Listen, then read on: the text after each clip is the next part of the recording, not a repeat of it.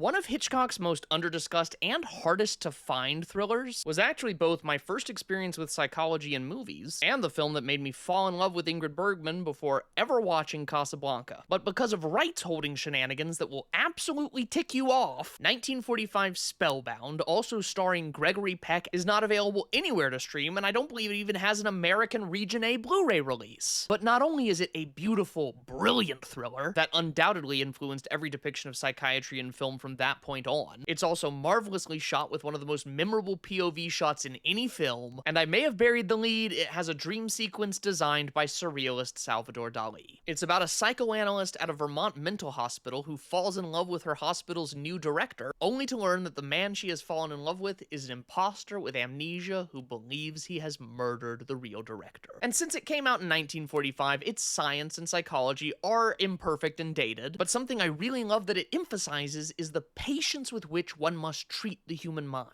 I remember it as being a very compassionate and romantic thriller, and I say remember it because it's been years since I've seen this thing. I don't even know if I've seen it on a medium other than VHS, and the reason for this comes down to who owns the rights, and do they own the rights to too many things? You see, Spellbound was a United Artists production under producer David O. Selznick, and David O. Selznick retained the rights to this movie along with a number of other major movies he worked on. It seemed that in the 90s, a lot of titles he owned, including Hitchcock's 1940 film Rebecca, were sold by his estate to ABC. It seems that over the last 20 years, a fair number of these pieces of history have been able to make it to the public thanks to other distributors like Criterion and Arrow, but I would love to hear the plans of the Walt Disney Company, who own ABC, for licensing this film out so that it can finally become available, as well as the plans for the enormous historic 20th Century Fox archive, which has sat mostly quiet since the 20th Century Fox acquisition, with notable high-profile exceptions like Sound of Music. I remember loving Spellbound as a kid, and I want to see it again,